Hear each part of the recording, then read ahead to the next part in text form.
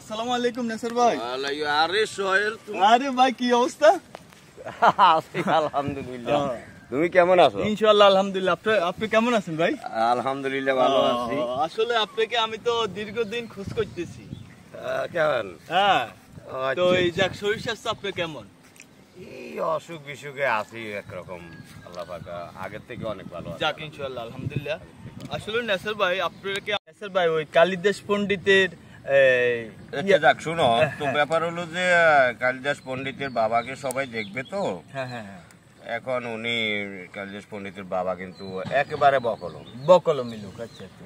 তো যাই হোক, ওনাকে আনতে গেছে, আমি শর্টকাটে বলি, ওনাকে আনতে গেছে পালকিত করে আনতে।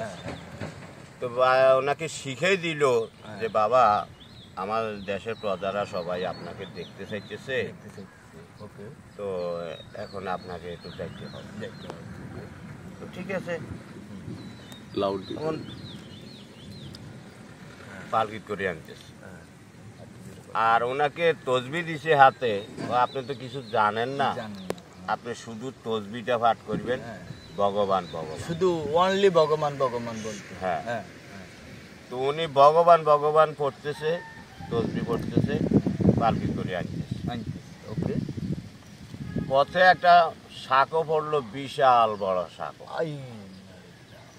আর ওই পারে গেলেই এবং ওই দেশের জনগণ সেখানে অপেক্ষা করছে ওই পারে। তো এখন ওই যে পালকি তো এখানে নামাই আনতে হবে। ওকে। তো ওনাকে নামাইলো, নামাই শাকও পার করলো, তারপরে আবার ইয়েতে উঠাইলো, পালকিতে উঠাইলো। এখন এই যে নামাইলো, যে এতে যাইয়া উনি ওই ভগবানটাও ভুলে গেছে। তো ভুলে গিয়ে এখন পরে কি বক্কর কি বক্কর পড়তে আছে, ভগবানটা ভুলে গেছে অলরেডি। আচ্ছা আচ্ছা। এখন দেশের প্রজা ওরা কান দিয়া শুনতেছে উনি কি বলতেছে। আচ্ছা আচ্ছা আচ্ছা। এখন উনি কান দিয়ে শুনতেছে যে ভগবান বক্কর বলতে, মানে ভগবানটা অলরেডি ভুলে গেছে, বক্কর করে। তখন কয় যে সি সি সি সি পণ্ডিত সাহেব, আপনার বাবা কি একটা অশ্লীল ভাষা উচ্চারণ করতেছে। এখন উনি যে কান্দে শুনলে যা কি পড়ে। আচ্ছা আচ্ছা আচ্ছা। একে যে আয় হায়, ভগবান তো ভুলে গেছে, এখন বক্কর পড়তেছে। পণ্ডিত সাহেব কি করলো, চট করে বুদ্ধি করে করবে যে থামো, কাকে কি বল, তোমরা কাকে কি ভাবতেছো, কে কি ভাবতেছো তোমরা? তখন সবাই তো খাই গেছে। পণ্ডিত সাহেব, আমার বাবা সৃষ্টিকর্তাকে 3 নামে একসাথে ডাকতে, নগদে।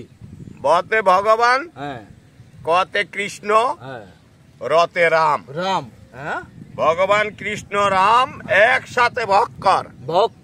হ্যাঁ, শুনছো তোমার ইচ্ছা? ধন্যবাদ। সোহেল জি, আমার তো জীবনে আমি অনেক গান পরিবেশন করছি, অনেক মঞ্চে, অনেক নাটক ইত্যাদি। তো আমার মাঝে তো আমি যে অসুখ এবং যে অবস্থা, আমার তো শেষ অবস্থা হয়ে গেছিল। আমি খবর জায়গা দেখাইয়া দিছি, তার উচ্চশিরে নিয়ে শুয়েছি, অর্থাৎ আমার থাকবো না, চলে যাবে। আল্লাহ পাক সেখান থেকে এখনো রাখছে। তো আমার শেষ একটা ইচ্ছা, আমার নেত্রী শেখ হাসিনার কাছে আমার একটা কলি গান। বলেন, ইনশাআল্লাহ বলেন, কোনো প্রবলেম নেই। আমি এর আগে অনেক ইতিহাস, আমি জননেত্রী শেখ হাসিনার সামনেও এক সময় গান পরিবেশন করেছিলাম। এলাকার পাড়া গ্রামে গঞ্জে যেখানে সেখানে আমি শুধু গান গেয়েই বেড়াইতাম, ইউনিয়ন, ওয়ার্ড, উপজেলা, সব জায়গায়। অনেক ইতিহাস, সে আমি আর বললাম না। আচ্ছা, ওকে। এমনকি জীবনের ঝুঁকি নিয়ে আমি হযরত ওয়াইস কুর্নি রহমতুল্লাহ আলাইহির মতো আমি দেশের জন্য প্রাণও দিতে প্রস্তুত, এক সময় দিয়ে ফেলছিলাম। আল্লাহ পাক হায়াত রাখছে, আলহামদুলিল্লাহ। অর্থাৎ মতিয়া চৌধুরীর সাথে, যাক সে অনেক কাহিনী, সেটা বলবো না। আমি নেত্রীর কাছে লাস্ট আমার একটা বাতাসে চাচ্ছি, যদি ওনার কাছে পৌঁছে আমার। যাক আলহামদুলিল্লাহ। ও নেত্রী শেখ হাসিনা জাতির জননী, ও নেত্রী শেখ হাসিনা জাতির জননী, তোমার গুণগ্রাহী শিল্পী নেশার আজ বেঁচে আছি, আপা ক্যান্সার রোগে ভুগি, আপা ভাঙ্গা ঘরে থাকি। নেত্রী শেখ হাসিনা জাতির জননী,